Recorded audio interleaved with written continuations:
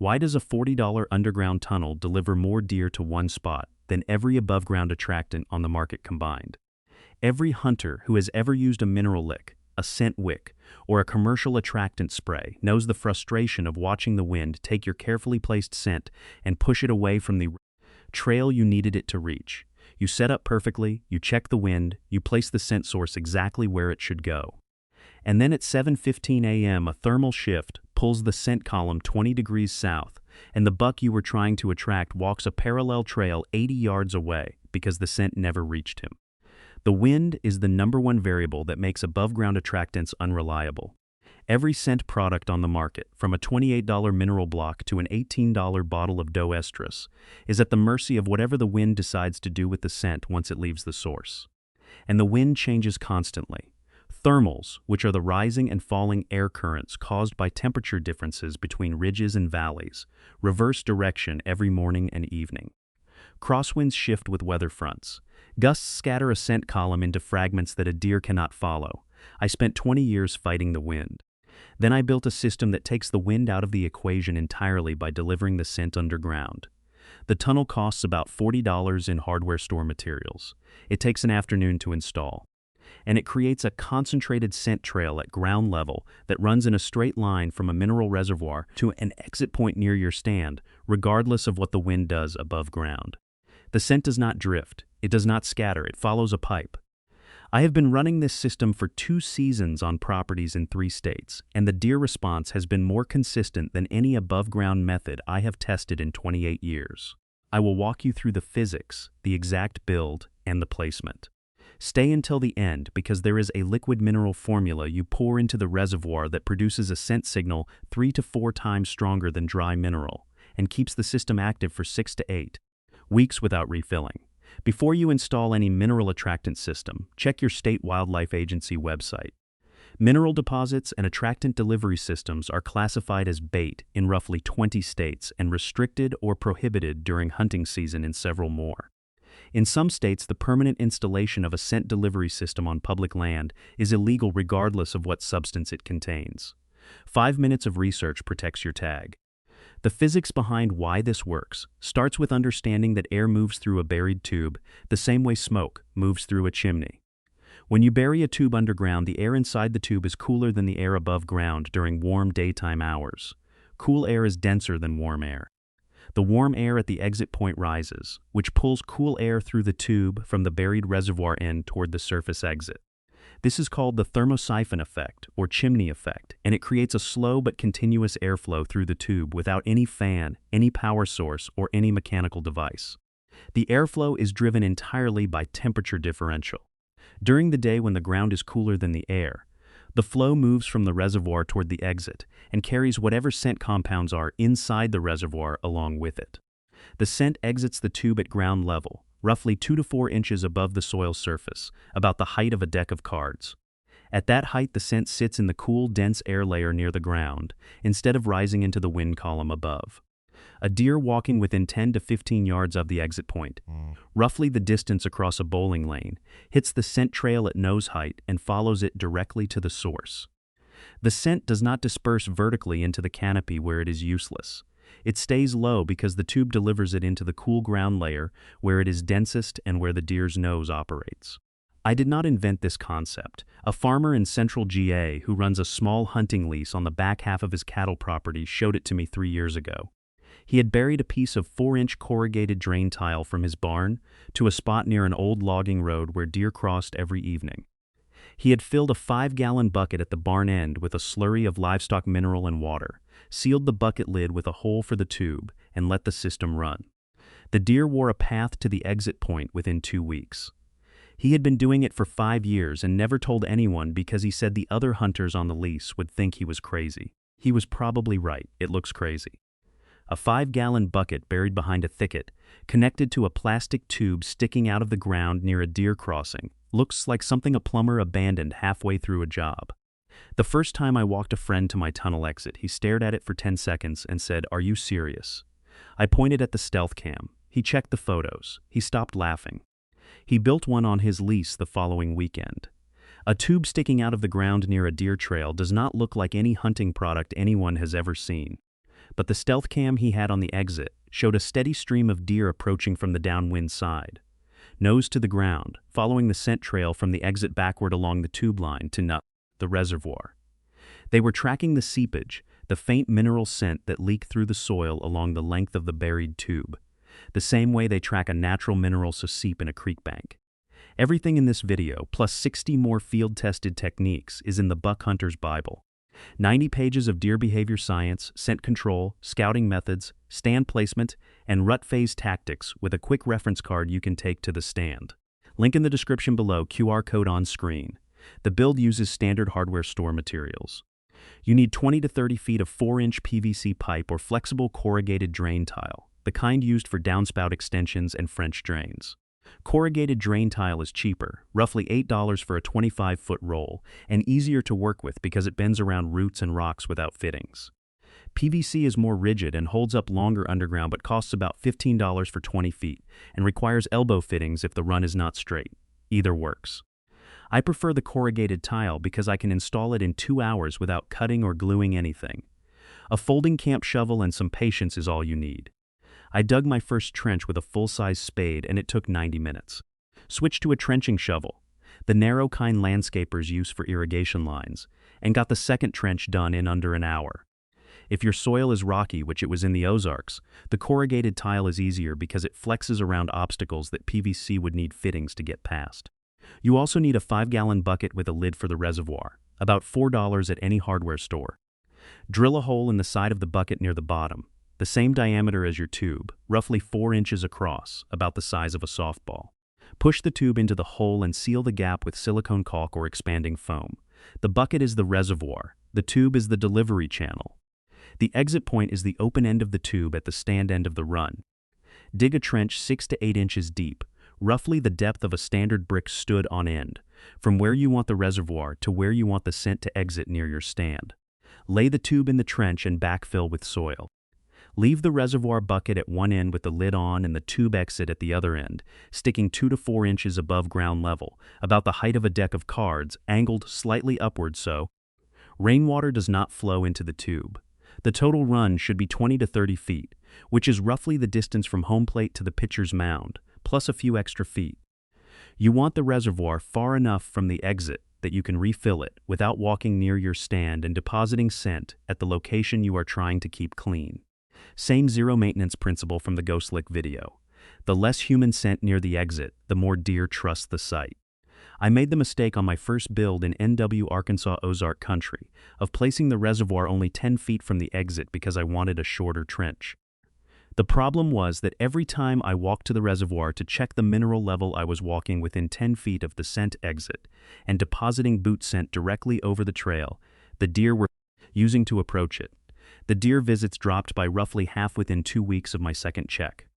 I rebuilt the system with a 25-foot run and placed the reservoir behind a thicket on the opposite side of a logging road, so my access path to the reservoir was 40 yards from the exit. Visits recovered within a week of the rebuild and stayed consistent for the rest of the season. I should have known better. I have preached the zero maintenance principle in every mineral video on this channel, and then I ignored my own advice because I was too lazy to dig a longer trench. Lesson learned. Again. If I had $1 for every time I relearned the lesson that human scent at an attraction site kills the site, I would have enough money to buy a mineral block, which I would not buy because the tunnel is better. The exit point placement follows the same rules as any attractant site. 15 to 25 yards from your hawk stand, roughly the distance from the pitcher's mound to home plate. Downwind of your stand on the prevailing wind, near an active trail or trail junction. The tube delivers scent to the exit regardless of wind direction, but you still want the exit near where deer already travel, so they encounter the ground-level scent trail during their normal movement. One condition where the tunnel system underperforms is during the nighttime temperature inversion that happens in fall and winter. After sunset, the ground cools slower than the air above it. The temperature differential reverses. The air inside the buried tube becomes warmer than the outside air, which means the thermosiphon flow reverses direction and pulls air from the exit back toward the reservoir instead of pushing scent out. During this inversion period, roughly from sunset to shortly after sunrise, the system stops delivering scent to the exit and instead pulls outside air back through the tube toward the reservoir. The practical effect is that the tunnel works best during daytime hours when the ground is cooler than the air, which happens to be exactly when you are sitting in your stand hunting. Morning thermals start pushing scent out of the exit within 30 to 45 minutes of sunrise, as the air temperature rises above the ground temperature. By mid-morning, the flow is steady, and it runs until sunset when the inversion starts. I tested this timing with a smoke candle placed inside the reservoir on a property in the TX Panhandle. The smoke exited the tube within 20 minutes of sunrise and flowed continuously until roughly 30 minutes before sunset. That is a 10 to 11-hour delivery window on an October day in northern Texas, which covers every legal shooting hour of the hunting day. The liquid mineral formula that turns the tunnel from a $40 experiment into the most consistent attractant delivery system I have ever used is a mixture of decalcium phosphate and water. Same product from the Dickel video. Mix 2 pounds of decalcium phosphate, about $1 worth of feed store powder, into 3 gallons of warm water in the 5-gallon bucket. Stir until the powder dissolves as much as it will, which is not completely because decalcium phosphate is only partially water-soluble. The undissolved powder settles to the bottom of the bucket and slowly dissolves over weeks as the water above it carries dissolved minerals through the tube as vapor. The liquid produces a dramatically stronger scent signal than dry mineral because the water vapor that evaporates inside the sealed bucket carries dissolved calcium and phosphorus molecules into the tube as a gas. Dry mineral on the ground releases scent through surface evaporation, which is slow and weather dependent. Liquid mineral in a sealed bucket releases scent through enclosed evaporation, which is continuous and protected from rain, wind, and direct sun exposure. The sealed environment concentrates the vapor inside the bucket, and the thermosiphon airflow pushes that concentrated vapor through the tube and out the exit at ground level. In my testing on the NW Arkansas property, a dry decalcium phosphate pit 15 yards from the tunnel exit produced roughly 11 deer visits over 3 weeks on camera. The tunnel exit connected to the liquid decal reservoir produced roughly 34 visits in the same 3-week period. Same mineral, same deer population, same 3-week window. The liquid delivery through the tunnel tripled the traffic. Look, everything I am walking through here is in the Buck Hunter's Bible. 90 pages, scent control, scouting, stand placement, rut tactics, plus a quick reference card for the stand. Link in the description, QR code on screen. I want to be careful with that number, because it is one comparison on one property, and there are variables I did not control for, including the exact placement differences and the fact that the tunnel exit was 5 yards closer to the main trail than the dry pit, but a 3-to-1 ratio is hard to explain away with placement alone. Something about the delivery method is producing a stronger or more detectable signal than the open-air pit. My best guess, and I will admit I am not certain about this, is that the tunnel delivers scent at a consistent concentration continuously, while the open pit delivers scent in pulses depending on wind and moisture. A deer passing the tunnel exit gets hit with a steady stream of mineral scent at nose height. A deer passing the open pit gets hit with whatever the wind happens to be doing with the surface evaporation at that moment, which might be a strong plume or might be nothing if the wind shifted 2 minutes earlier. The tunnel removes the variability, and reduced variability means more deer detect the signal on more passes through the area. I keep coming back to this principle across every method I have tested. The techniques that produce the most consistent camera results are not the ones with the strongest scent signal. They are the ones with the most reliable signal. A mineral block that puts out a strong plume for 4 hours and then nothing for 8 hours is less effective than a tunnel that puts out a moderate plume for 11 consecutive hours. Deer move through an area on their own schedule. If your attractant is only active for part of the day, you are only reaching the deer that happen to pass during that window. The tunnel reaches every deer that passes during shooting hours. That consistency is the entire competitive advantage. A hunter who I trade data with in New Hampshire ran a tunnel system on a small 80-acre woodlot he hunts with his scentlock-wearing, Bowtech shooting son. He buried 30 feet of corrugated tile from a reservoir behind his garage to an exit point near a stone wall that deer use as a travel corridor. His first season results showed 22 unique deer visits at the exit over 4 weeks in September and early October, including 4 bucks he had never photographed on the property in 3 previous years of camera surveys. He said the tunnel was the only thing he changed. Same cameras, same positions, same time of year. New deer showing up that had never been on his cameras before. Same pattern I have seen on every property where I have installed a tunnel. Deer that were living within 200 to 300 yards of existing above-ground mineral sites and never visiting them started appearing at the tunnel exit within the first 2 weeks. The ground-level delivery reaches deer that the above-ground sites could not because the scent stays in the dense air layer where the deer's nose operates instead of rising into the canopy where it disperses and thins below detection threshold. His theory is that the ground-level scent delivery reached deer on neighboring properties that his above-ground mineral sites had never reached because the airborne scent from those sites dispersed too quickly in the hilly New Hampshire terrain to carry 200 or more yards to the neighbor's side of the ridge. My wife saw me digging a trench across the backyard to test the thermosiphon airflow rate before I installed the first system on a hunting property, and she asked me if we were getting a septic system replaced. I told her I was building an underground scent delivery system for deer. She said that was somehow worse than the septic answer. I had dirt under my fingernails for a week. The trench was 30 feet long and 8 inches deep through clay soil that fought every shovel stroke. I ran the smoke candle test on a Sunday morning, while my wife drank coffee on the porch, watching me crawl on my hands and knees, looking for smoke coming out of a tube sticking out of the yard. She took a photo and sent it to her sister with the caption, "This is what I married." Her sister asked if I was okay. My wife said physically yes. That is the most accurate description of my hunting preparation process anyone has ever written. She might have had a point. But the stealth cam on the NW Arkansas exit does not care what my wife thinks about the trench. It cares about the 34 deer visits in 3 weeks. And when someone at deer camp asks how you are pulling deer to one specific spot every single sit regardless of wind direction, you can tell them you buried a pipe in the ground and let physics do the work, or you can keep it to yourself. Some tricks are easier to explain after the tag is filled. The wind has been the enemy of every scent-based hunting strategy since the first hunter carried the first attractant into the first forest.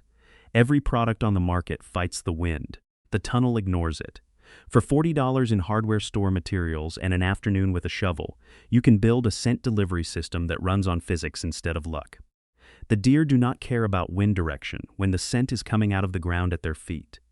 They care about the mineral signal. Give them the signal at nose height, in a consistent concentration, along a straight line that leads to your stand, and the wind becomes irrelevant. That is the system. Install it this summer. Run a camera.